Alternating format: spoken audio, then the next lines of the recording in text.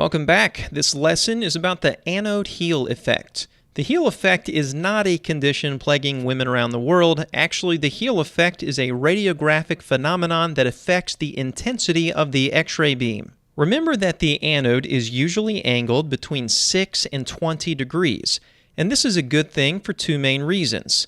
The anode angle actually increases the surface area of the focal spot, which increases the ability of the anode to absorb heat. Additionally, the angle helps to decrease the effective focal spot size and therefore increases the spatial resolution of the radiograph. Unfortunately, the angled anode does have one negative consequence. The angle of the anode causes a variation of the beam's intensity across the X-ray field.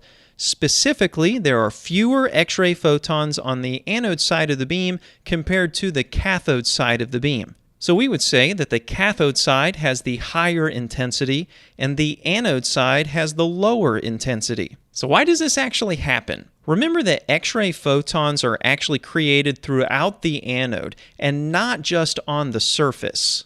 Some of the photons are created deep in the anode and they get absorbed within the anode heel. As a result, the X-ray beam has fewer photons on the anode side compared to the cathode side. And that's really the definition of the anode heel effect: decreased X-ray beam intensity on the anode side of the beam. Fortunately, the anode heel effect isn't all bad.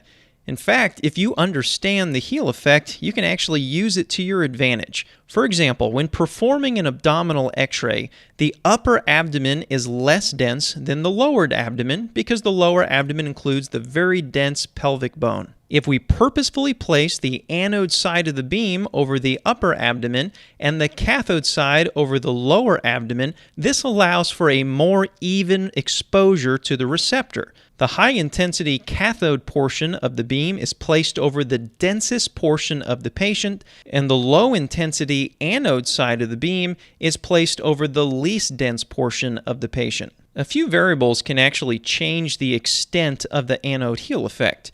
In other words, the change in beam intensity across the beam isn't always the same. And here's one example. Decreasing the anode angle, in other words, making it steeper or smaller, increases the anode heel effect.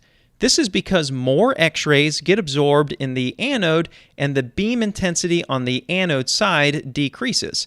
In this example, you can actually see that happening. When we decrease the anode angle from 20 degrees to 6 degrees, an increased number of X-ray photons get absorbed in the anode angle, and so we have an increased difference in the intensity between the anode side and the cathode side of the X-ray beam. The relationship between anode angle and the heel effect is inverse.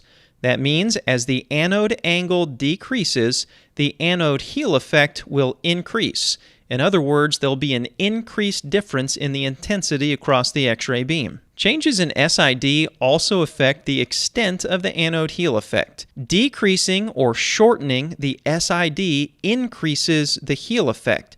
Shortening the distance causes the receptor to get exposed to more of the low-intensity beam on the anode side and more of the high-intensity beam on the cathode side. There is an increased difference in intensity, which is the same as there being an increased anode heel effect. The relationship between SID and the heel effect is inverse. So as the SID decreases, the anode heel effect increases. The X-ray field size is one more factor that affects the severity of the anode heel effect.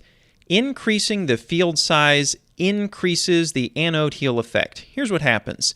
Using a large field exposes the receptor to more of the low-intensity beam on the anode side and more of the high-intensity beam on the cathode side. This, of course, results in an increased difference in intensity across the X-ray field, which is the same as an increase in the anode heel effect. The relationship between field size and the heel effect is actually direct. This means that as the field size increases, the anode heel effect also increases. So in summary, the anode heel effect is the change in beam intensity across the length of the X-ray field. Specifically, the anode side has fewer photons and the cathode side has more photons. You might say that the anode side is weaker and the cathode side is stronger. Also remember that the anode heel effect can be used to our advantage by placing the thinnest portion of the patient under the anode side of the beam and the thickest portion of the patient under the cathode side of the beam. And finally, remember that 3 changes can increase the anode heel effect: decreased anode angle, decreased SID, and increased field size.